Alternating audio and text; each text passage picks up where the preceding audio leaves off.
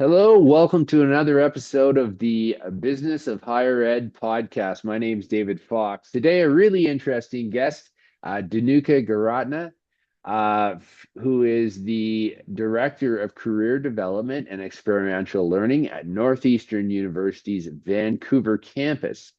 And thank you very much for joining us, Dinuka. So today, what we're going to be talking about and what Dinuka work and research is focused on is how do we use AI, other technologies to create a whole host of different opportunities for students, and specifically related to his position, career development, experiential learning opportunities. That's a really interesting thing to think about when you think about um, some of the challenges that institutions and face in terms of trying to offer, experiential learning programs, trying to offer co-op programs, trying to find enough of those programs for students. So we're going to learn all about that today. So, Danuka, can you just tell us just a little bit about your background? Yeah, no. So I came to Canada as an international student in 2007. I went to University of Guelph. I studied for 4 years. My degree was in zoology and biological sciences. And when I was in university, I found myself transitioning and learning how to adapt to a new culture, a new way of learning. One of the things that I really cherished is all the opportunities I was, you know, that was available to me, and I took advantage of in kind of being able to work on campus, volunteer, engage in conversations with people across a variety of different units, through these opportunities, and kind of really augment my classroom learning with experiential learning. Now, of course, being 18 or 19 or even in my 20s, these were not things I actively thought about, of course, but I was a eternally curious person, and so therefore I created those spaces for myself, and that was where I did most of my learning. When I graduated, I had the very I guess happenstance opportunity to work in the international office for a year before I decided to think about grad school. And when I was in that experience, I realized how much I enjoyed it, and that kind of snowballed into now the career that I've kind of crafted for myself across 7 universities that I've worked at. So I was at Guelph. I worked with international students right out of undergrad, and then went and kind of took like a 180 turn and ended up in advancement and fundraising and alumni relations for a year. And that was actually a very big eye-opening opportunity, given that I kind of was really close to the operations of the university because we were in the middle of a capital campaign, $200 million, called the Better Planet Project. And it was really interesting to see how, philanthropic investment in the institution powered a variety of areas that were critical. And then from there, I moved into a very short stint at the co-op and career services unit where I worked as an employee liaison, kind of supporting the building of those relationships and supporting on-campus recruitment. And then I went to actually from there to Lakehead University, Hmm. work at, out in Thunder Bay, Ontario, Mhm. for about a year and a half, almost 2 years, in advancement. And so kind of going back into my advancement background, and at that institution being a relatively smaller institution, we did a variety of things, everything from annual giving to communications to major gift fundraising. And then from there, I kind of found myself wanting to go back to working in front of students, like in the front lines, in a kind of an advising capacity, because my advisors in undergrad were instrumental in Yeah, my, that's great. kind of transition. Yeah, exactly. And a sense of feeling and belonging. So wanted to do that. And I found myself in a very unique space, never really intended to do this. I actually intended to go and become an academic advisor, but instead found myself in a role that I think, changed my entire life in a sense. I found myself working with graduate students, supporting career development as the coordinator of graduate student career development and career education. So this role was a cross-institutional mandate. And I had like 5 years of the most unbelievable, humbling, like life-changing experience working with people who were doing their master's degrees, PhDs, postdocs, MBAs, executive MBAs. And for somebody like me, who's again very, very curious and just want to like absorb anything and everything, like this was just a learning ground to study anything under the sun. So I just Wow. absolutely like thrived doing this role. And Was while I this still at Lakehead? no, this was at the University of Alberta. Sorry, I might have missed that part. Yeah, so I found We're trying to cover the geography here. So we got Guelph, we've got Thunder Bay. and Now then we're now at we have Edmonton, Alberta. now Exactly. we're okay. Edmonton. And then, while I was at Edmonton, coming back to kind of, how, the business of higher education as a concept, I actually got really involved in the union that I was, part Oh, of. So I became a union executive and the university's chief steward and grievance chair, and also part of the bargaining team, and really kind of got a front row seat into the post-secondary landscape, political landscape of Alberta higher education. So did that, but the day job was absolutely, was just the most amazing thing. And then the pandemic came about, and I actually decided to go back to Ontario to be close to my sister, who was at that time was living in Toronto, but found myself at the University of Waterloo as the manager of career education strategy and communications within the Waterloo Co-op, machinery in the co-op and experiential education division. And so in that role, really got a frontline seat to like experiential and work integrated learning in the midst of a pandemic, doing everything online. And that was absolutely also life-changing in many ways because we had to live and learn how to transition to a space that actually only a year ago, if you had asked me in 2019, Dinuka, would this be ever possible? I would absolutely would not have imagined, how we operated, institutions at the size and scale of the ones we have here in Canada. And so I was in that role, really enjoying that work, my first management role. And then there was an opportunity to work at the University of Toronto that came about to take on an inaugural role as the director of the Center for Graduate Professional Development with a mandate across all three campuses, which I took a chance and found myself at building a center and kind of setting a vision. But about a year in that role, I had this opportunity to explore a very unique opportunity to come and work for a private nonprofit institution from the United States that had entered Canada and had established two campuses. Of course, Northeastern has two campuses, one in Toronto, one in Vancouver. Now, what is interesting about Northeastern for me was I was very familiar with the institution. I remember when Northeastern came to Canada, when I was at the University of Alberta, kind of wondering why a private institution, would enter the Canadian market. I had been involved in some professional associations in the US at that time. Actually, in one of those instances, one of my mentees through a mentoring program worked at Northeastern. So I actually knew even more. And then when I went to Waterloo, of course, what a lot of people don't know is Northeastern is the kind of the formalizer and birthplace of cooperative education. In 1905, we are where, co-op kind of became what it is today as a pedagogical curricular work integrated learning, framework. And Northeastern president, visiting Waterloo and, there's so many connections. So was very familiar. And so for me, it wasn't, a fluke chance. And I found out that the individual who was, going to be recruiting me was the vice president of students at Guelph, my alma mater. She had joined Northeastern. So here I had the opportunity to work for a vice president that I had looked up to and work directly with. So I joined, and I'm just coming up for 2 years in this current role.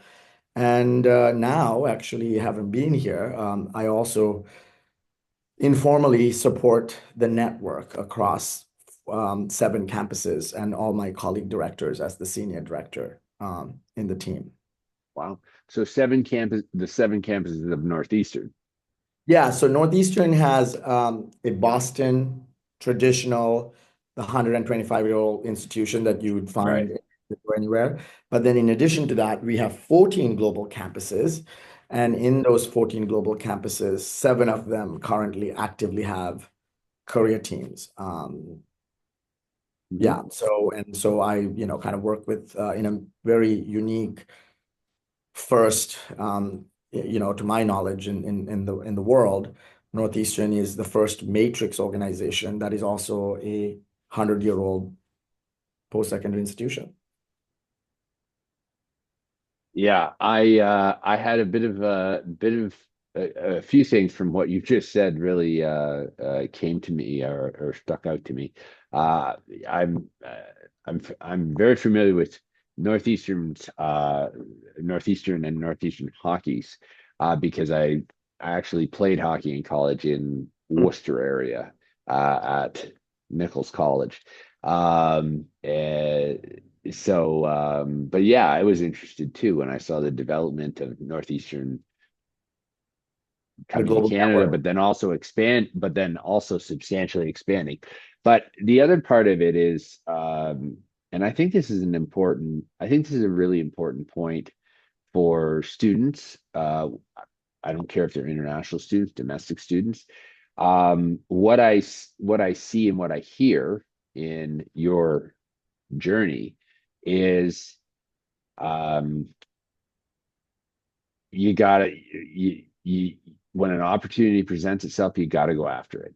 You gotta go after it, and sometimes that means moving. Sometimes that means being a little uncomfortable for a time, but you gotta be willing to go through the door, right? I will comment And on, the opportunities. So I think, one of the things I learned, and I think this is a big, homage to and shout out to my graduate students.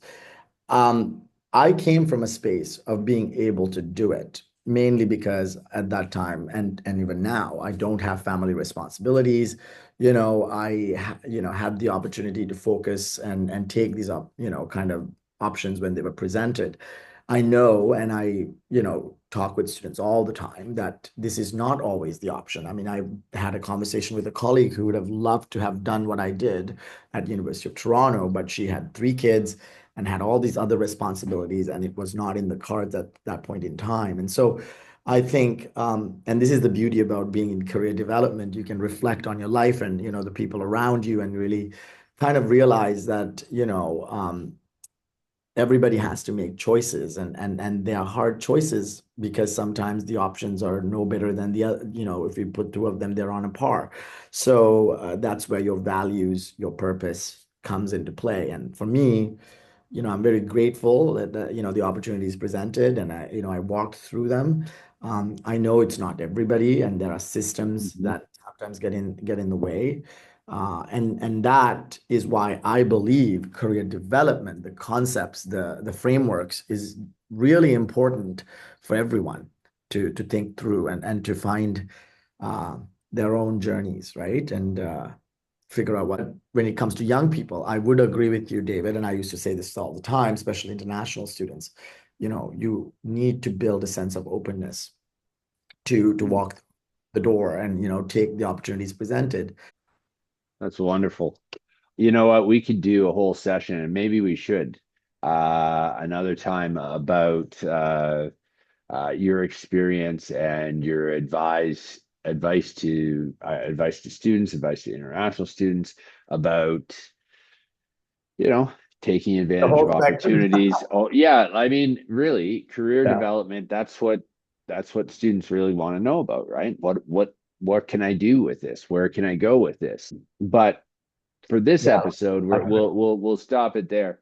Um, so today I read an article about Bow Valley College Mhm. in Alberta, I believe, that is using AI in terms of training nurses. Mhm. And you are actually part of a part of an organization that is coming up with a program, I believe, on Experimenting. Yeah. yeah, experimenting to how AI can be used Mhm. in experiential learning, how Mhm. AI maybe could be used in work integrated learning, Mhm. um, maybe co-op learning. Um, can you explain? Mhm. Can you discuss where are we and what does this mean in terms of what does Mhm. this mean as of what we know now in terms of uh, experiential learning opportunities for students through AI. Yeah, absolutely. So the most important thing, is to recognize, first of all, like in the context of what we talk right now, in a very, kind of a day-to-day, everyday life kind of context of AI, we're really talking about large language models, becoming very accessible and publicly available. I mean, it feels like it's magic. It kind of is, and I still to this day is amazed by the things that people have created since being able to access the technology, right? When OpenAI released, ChatGPT in 2022 December, I clearly remember I kind of came into to the fray, maybe about a month and a half behind. I was like, oh my goodness, what is happening? Like I, did my whole career just like, disappear in front of my eyes. So I had that emotion. But then over the years, I have learned it's not the case. Actually, more than anything else, my role is really important. Um, but AI has been around for a while. So the reason why I bring this up is I remember when I was in Alberta, in Edmonton, Nate, Sates, Bow Valley and Sate are in Calgary. We have, Northern Alberta Institute of Technology, NATE, and a few other post-secondaries that also cater to the kind of the trades and kind of training professionals for careers. They were using VR, AR at that time. I remember actually being in this was like 2018, 19. I was, familiar. I was connected to Northwest College, and I was at a, space where they were looking at using animation, simulations, particularly for paramedics, and so on. So, what we see now is this amazing opportunity to transform, education using large language models and AI models that we have in a way that we haven't thought before. So I predict that education is going to need to start evolving because people are going to be using these tools and technologies like the way we use calculators. So what does that mean for like, skills development, critical learning? So for me, when I saw the opportunity to engage with artificial intelligence in the context of these large language models and the products that have come out, I thought, you know what, let's take a look at how we can use these tools to build, kind of to integrate, not build, but to use them and build them and integrate them into programs so that we can scale them. So a good example that I think you're referring to is my work with a company called Instage.io here, a Canadian company who's been in the business for about 7 years. They have, they kind of came from AR, VR kind of space building opportunities for people to like practice, giving large presentations in front of crowds, but to build that competence without feeling like, the anxiety needing to.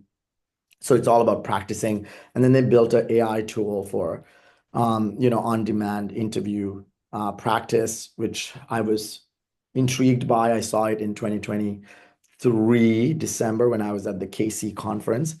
Um, and I was impressed, but I also wasn't like moved immediately because to me, the tools that they had built were transactional in nature. You Mm. know, for example, if you do an interview practice, that's mainly because you're looking to get a job. And so you're interview practicing or you have an interview coming up. And the normal behavior of humans is that, you just practice, you get the job, and you forget about everything else. I mean, not everybody's are not nerds like I am, looking and watching and hoarding all these resources and material. I mean, it's a means to an end. But over the summer this past year, through conversations, they kind of shared with me they were thinking about building reflection tools Hmm. using this, and I kind of was my ears and eyes all perked up, and so it led to this lovely, conversation and kind of experimentation with using technology and AI to do voice generated dialogues to, essentially a coach for students while they're in an experiential or work integrated learning opportunity to reflect. So what that looks like in real life is a student would get an assignment, and in that assignment, as it's right now, so this is evolving as we speak. We can set an assignment where they would get a phone call from an AI person. You can't even tell the difference anymore, and it's come so far. And they'll ask the student about what kind of opportunity they're doing, what are their goals, like kind of doing that preliminary understanding of what they are, kind of where they're at. And then and you can decide how frequently you want to do reflections throughout the opportunity, but you have to have at least a bookend, so beginning and an end and a middle, at least 3 calls. And yeah, so then when the AI calls again the next time, the student gets to have a conversation about like what goals they've set, in the first call, have they made progress towards making that happen, and so on and so forth. And the final one is a wrap-up conversation. Now imagine that was never possible, not even in co-op, programs with, staff to student ratios that were, 50 to 1 or even 20 to 1 to be able to do that kind of volume of support. Um, but now we get to do that. And that data comes in an aggregate format in the back, giving us insights around what students are struggling with. And what I then worked with the organization is to say that my hypothesis is it's like, for example, Kolb's model of experiential learning that is, currently a more contemporary way of like thinking about experiential learning. We want to, have a student go through, a concrete experience, then they want to, kind of do reflective observation, then think abstract about that experience and opportunity and conceptualize things, and then going back into active experimentation. So one of the observations I had early on when I was working in co-op is that students would write final reflection papers, which were a common assignment to kind of get them to reflect, and they would have comments and contents, right? All the things that they regretted they didn't do, all the things that Oh, wished went right. And I know that, if somebody had intervened or had, known that the student was struggling in these spaces, would have had to be able to have a conversation and a coaching dialogue that would have allowed them to do something differently rather than avoiding, let's say, a tough conversation with the boss, or, making an effort to ask a better question in a one-on-one.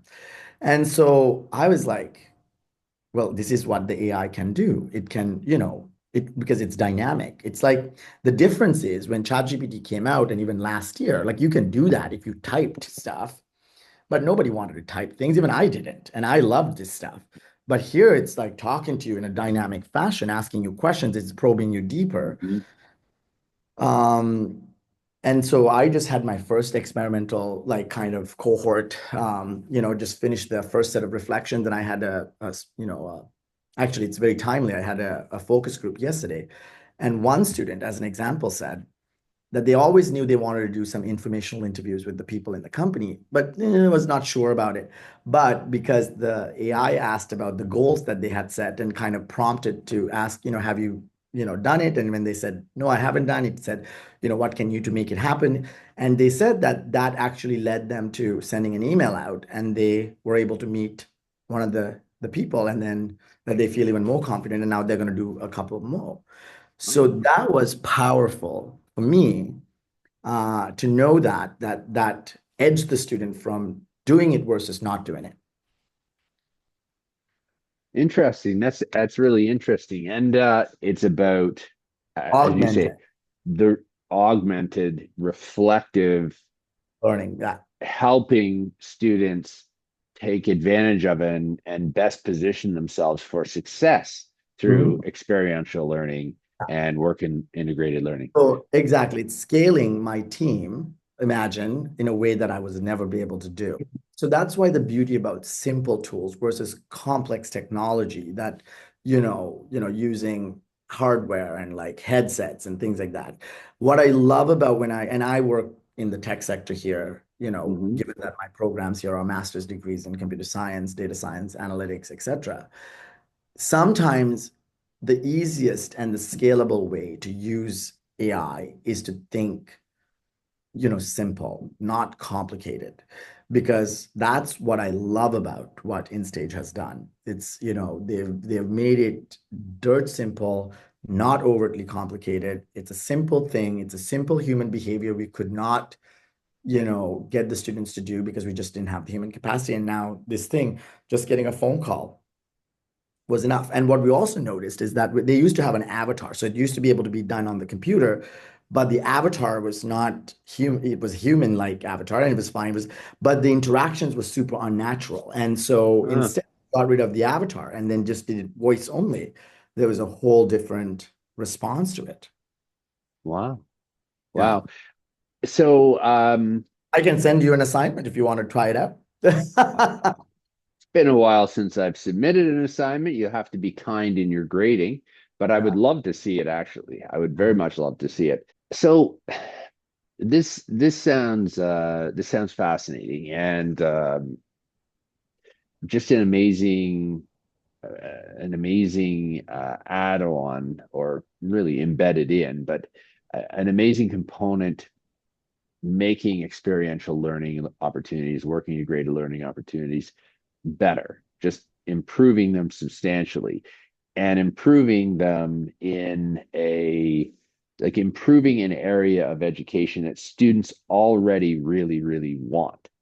Yeah. Now, having said that, what does the back end of this look like? We're on the business of higher ed here. So, what does this mean for operations? What does this mean for spend? What does this look like for an institution that wants to do this? And presumably, every institution is going to want to do this, is going to need to do this. Artificial intelligence, or again, using tools that are kind of based in large language models, um, can really bring a lot of value, I think, to post-secondary across a variety of, like, I would say, dimensions.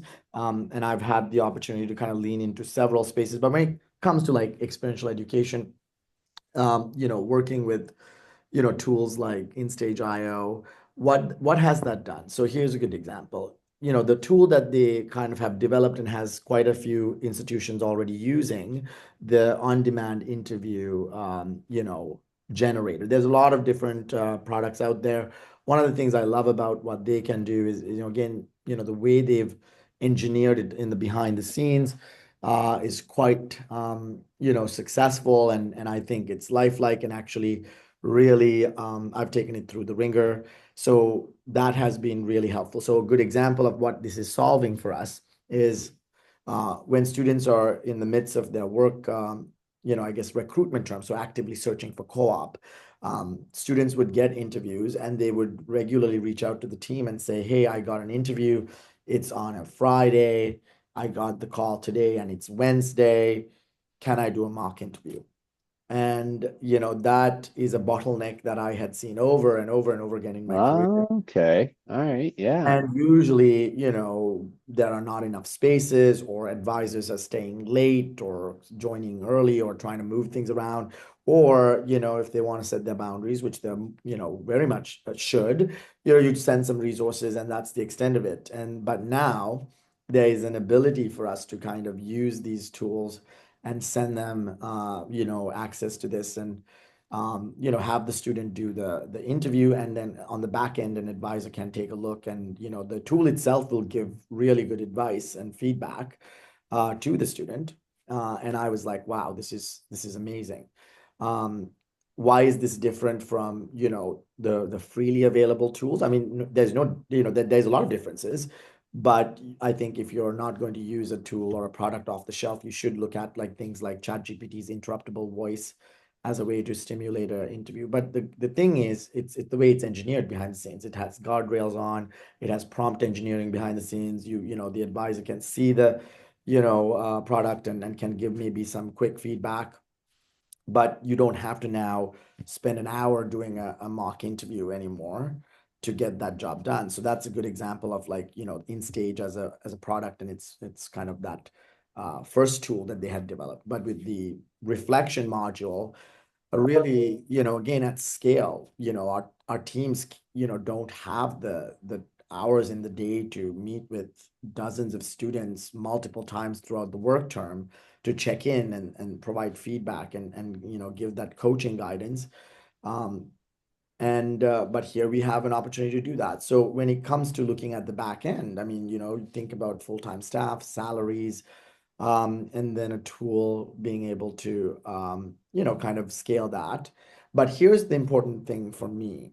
We're still in a very experimental stage. We're not in a stage where, and I'm keeping my eyes, ears, everything onto the ground to look at, is this harming students? Is this, Yeah. going to have long-term unintended benefit, or is it going to have negative impacts? And I'm the first one to unplug this stuff if that's what I see. But you have to take the plunge first, right? Mhm. And this is not necessarily going to make career educators obsolete. That's the important thing to remember. But it may force people who are doing our jobs to bring their A game, which Mm. means advanced level of thinking, critical thinking. So my team now, I have told them, doing resumes and cover letter workshops, you have to rethink about that, like, because these tools can quickly provide that knowledge base. So I want my teams to do more career development, complex conversations that take place, like, helping students explore values, their purpose, SDGs, things like that. So I think career development practitioners will have to fundamentally get retrained and evolved as time goes on. So either they are going to take some of the basic things you're doing and you will be forced to kind of think outside the box. And so you will need to lean in. Um, and, I am from a generation of leaders. I think it's me and my colleague at Toronto, the director. I can fairly say we are on the younger end of leadership when you look at higher education leaders in the career space.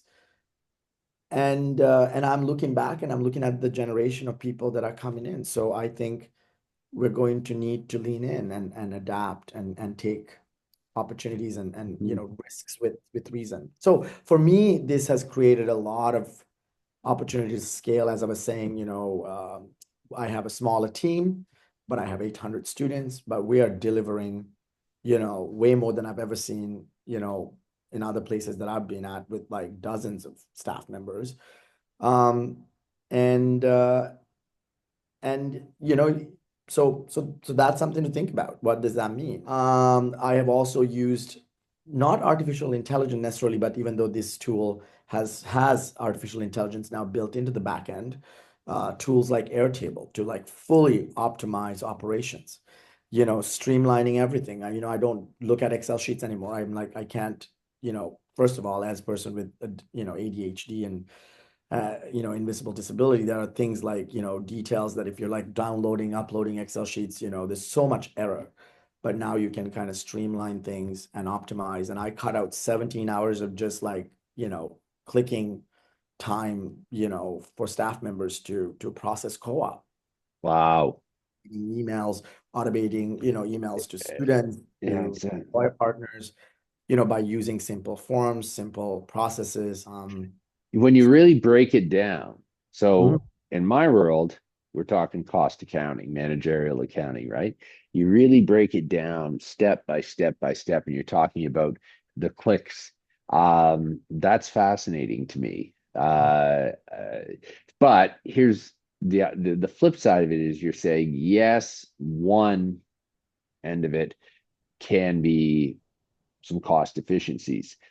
Having said that, it's cost efficiencies that, at least right now, are leading to more individualized and individualized student support.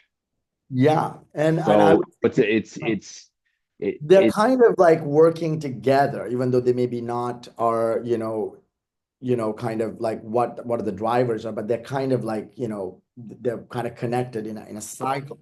So individualized supports 100%, right? So what is really fascinating when I listen to this tool, for example, that is reflecting and, asking you all these amazing questions and getting you to do. Imagine a world, and I think this is something you would have asked, maybe later on, where you have personal AIs. As you come into the university, there is an AI that grows and develops with you. It's integrated into the learning management system. It's going to call you and say, "Hey, your assignment is due tomorrow. Like, what's going on here? I haven't seen you, working on it."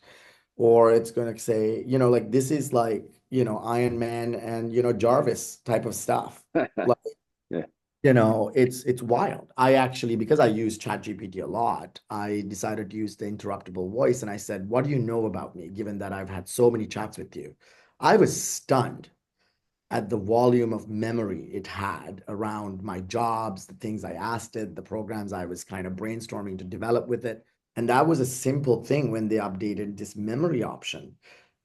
So I'm thinking, professors setting assignments, personal tutors, but what does that mean? People are going to fundamentally need to change. Now, is that going to happen in the next 2, 3 years? I don't know. But this also might mean that, institutions will need to really lean in and think about it and have the conversations about the ethics and so on and so Yeah. forth. Yeah. Yeah.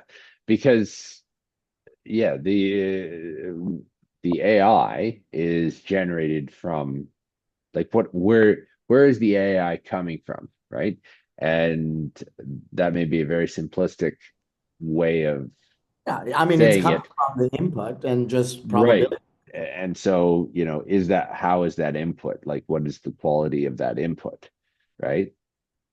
Maybe you can talk about that. I What mean, is the quality, the base models like that, like the large, models we have, like things like Gemini from Google or like OpenAI for that matter, your Claude from Anthropic. I mean, these are trained on, I don't even know, like millions of, I guess, data points, hundreds of millions that just by the internet, right? So the things that are publicly available. So, um, is it is this intelligence? No. But what Hmm. it has is memory and the ability to produce content. And so, like, to me, that is why it's so amazing. And I mean, Jeffrey Hinton just won the Nobel Prize for, neural networks and his, early fundamental, knowledge base around, how this stuff works and, in the world of computer science.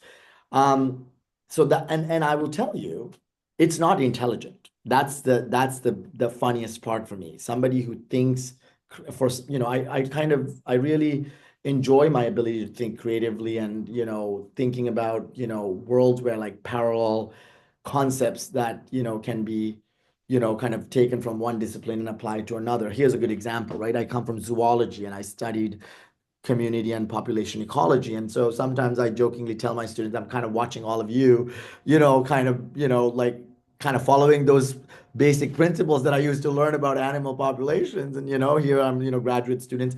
But like, AI can't do that kind of stuff. It's just not artificial general intelligence. It's just artificial intelligence. It's shouldn't even be called intelligence. It's just like a memory bank, its ability to kind of predict. So, but in the hands of someone who wants to like guide it, it can be so powerful. It democratizes Yeah. it. I was having a conversation with the industry partner the other day, and he was saying how he just, has a 1 hour commute between his work and his home. He puts on his headset and he, tells it, his AI, I guess ChatGPT, he wanted to learn how to invest. And he said to it, build me a course for beginners. And it did, and put an outline and here, like basic concepts. And here, while he's driving, he's having this conversation. And then he was like, this now opens up opportunities for people from different parts of the world that would have never had access to education. And we know that this was a thing that happened with the internet, right? With, Right. Yep. but did everybody used it? No. So he thinks, and I kind of am intrigued by this concept. It's going to create two types of people: people who are internally driven and motivated to be successful and want to learn and have that Hmm. curiosity will get accelerated. They'll get thrusted forward. But people who may not have that might kind of fall behind. Mm. So a divided world, we run the risk of becoming even more divided. And so then I sit and think about the role of education. So how do we democratize it? How do we get everybody to use it? How do we take the people who are so scared of this stuff to like not be afraid and dabble? There is a lot to unpack there, and I mean, I have 100 questions. Let me ask you this: can we have, for example, just as an example, I'm thinking, could we have a doctoral student who's, PI or yeah, investigator wise, yeah. is AI? I don't think as we have the technology right now, AI can guide a student. Absolutely not. Because it Okay. can't think for itself. A critical problem in doctoral education. So one of the issues is student supervisor conflicts, and it's actually one of the biggest challenges, or students not graduating on time. And Mhm. the feedback always from the student is, I can't find time with my supervisor. I'm losing, I'm kind of momentum. I can't find opportunity to connect with them. They're super busy and they expect me to do everything on my own. Now imagine we integrate and embed a reflective AI coach that is similar to the way I'm doing, with my co-op students. Somebody who would like, check in with you every week or every other week to see how you're progressing. You can have a dynamic dialogue. It can give you ideas. You can brainstorm together. And now a supervisor who have 40 PhD students might be able to kind of understand, like they may not have all the time in the world, but at least, there's, an AI assistant that is kind of working with the student to dynamically engage, and then, people are on track. And then behind the scenes, the supervisor gets to see what the students kind of overall are like, what's happening. Now, the challenge here, the ethics question, I can see this being jumped on and like, made moot, is the ethics around it. Like, is this surveillance?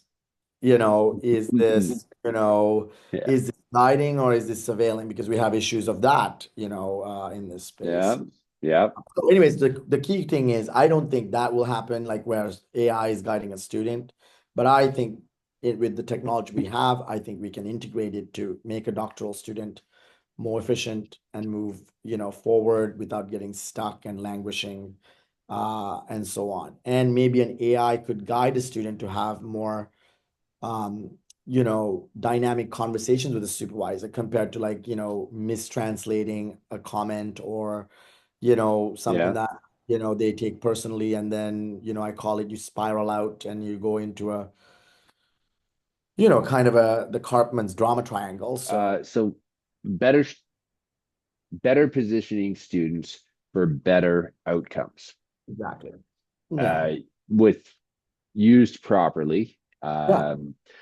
So if you were to have a student who is interested in your field and in education and AI, um, what would you say they should be focused? More people will want to get into this. How do you how do you do that? How would you recommend? What would you say to somebody who says, I like this and I want to make a career of this? What do you say?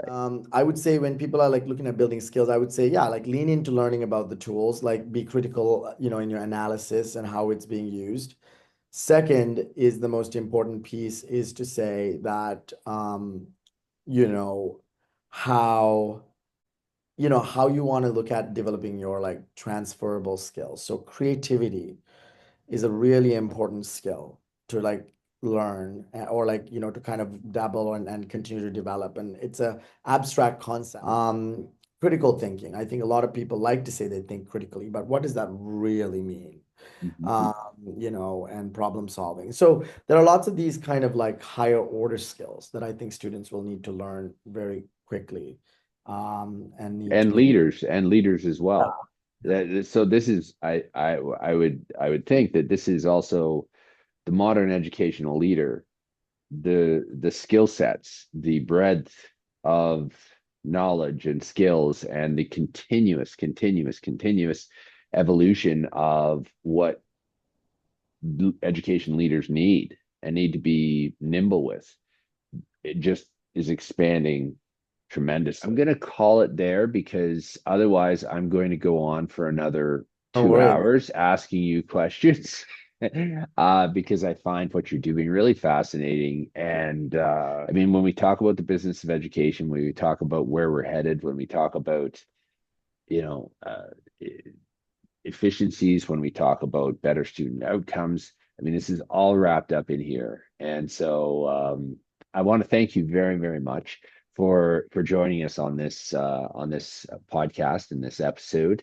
And hopefully we'll get an opportunity to maybe do another talk at some point about the 10 or 12 points that I put down here as you were talking. So thank you very much, everybody tuning in to the podcast. The details regarding our guest today will be in the comments section, a link to his bio and what he's doing, his work. And if you like what we're talking about, if you have questions, put them in the comment section below. Don't forget to subscribe if you like what we're doing here and you want to hear more. Thank you very much. Have a great day.